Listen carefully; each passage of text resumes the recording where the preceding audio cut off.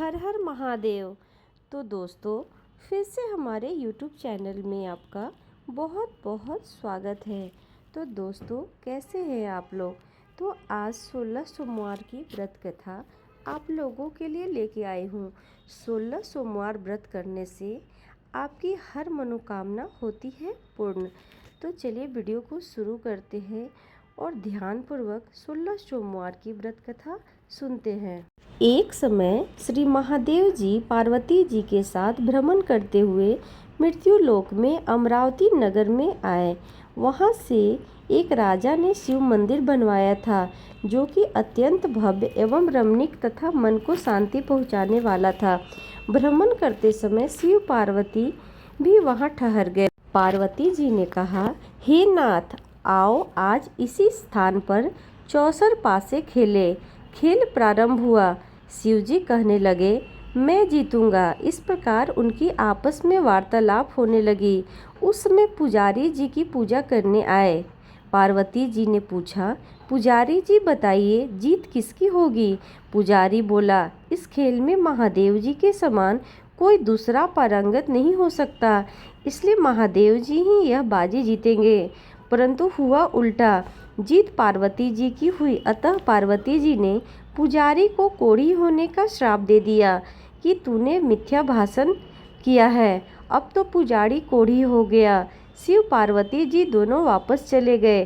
कुछ समय पश्चात अप्सराएं पूजा करने आई। अप्सराओं ने पुजारी के उसके कोढ़ी होने का कारण पूछा। पुजारी ने सब बातें बता दी।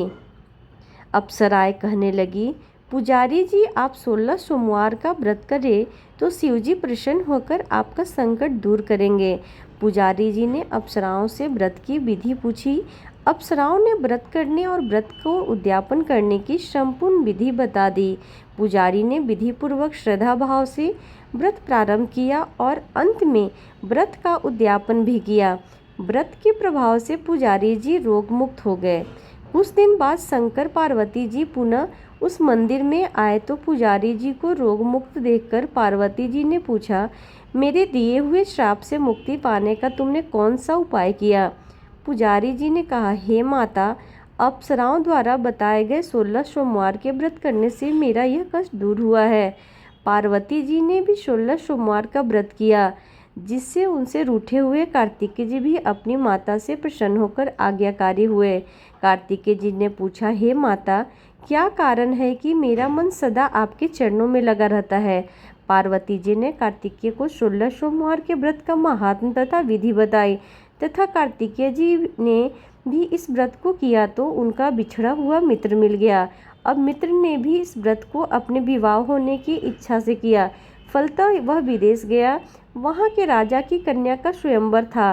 राजा ने प्रण किया था कि हथनी जिस व्यक्ति के गले में वरमाला डाल देगी, उसी के साथ राजकुमारी का विवाह करूंगा। यह ब्राह्मण मित्र भी स्वयंवर देखने की इच्छा से वहां एक और जाकर बैठ गया। हथनी ने इसी ब्राह्मण मित्र को माला पहनाई तो राजा ने बड़ी धूमधाम से अपनी राजकुमारी का विवाह उसके साथ कर दी। तत्पश्चात दोनों सुखपूर्वक रहने लगे। एक दिन राजकन्या ने पूछा, हे नाथ, आपने कौन सा पुण्य किया जिससे हथनी ने आपके गले में वरमाला पहनाई? ब्राह्मण पति ने कहा, मैंने कार्तिकेय जी से द्वारा बताए अनुसार 16 सोमवार का व्रत पूर्ण विधि विधान सही श्रद्धा भक्ति से किया, जिसके फल के कारण मुझे तुम्हारी जैसी सौभाग्यशाली पत्नी मिली। अब तो राजकन्या ने भी सत्य पुत्र प्राप्ति के लिए व्रत किया और सर्वगुण संपन्न पुत्र प्राप्त किया।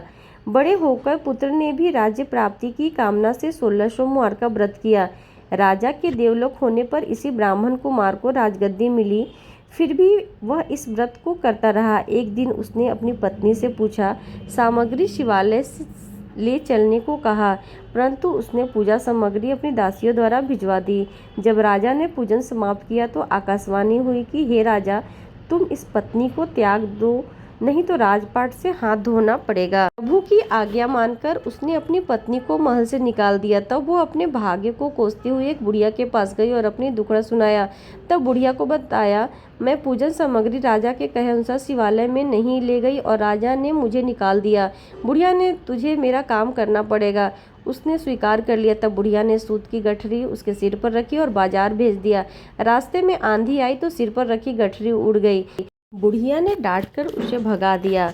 अब रानी बुढ़िया के यहाँ से चलते चलते एक आश्रम पहुंची। गुसाई जी ने उसे देखते ही समझ गया कि वह उच्च घराने की अबला विपत्ति की मारी है। वो इसे धैर्य बताते हुए बोले, बेटी तू मेरे आश्रम में रह, किसी प्रकार की चिंता मत कर। रानी आश्रम में रहने लगी, परंतु जिस वस्तु को हाथ लगाती वो वस्तु खराब हो जाती।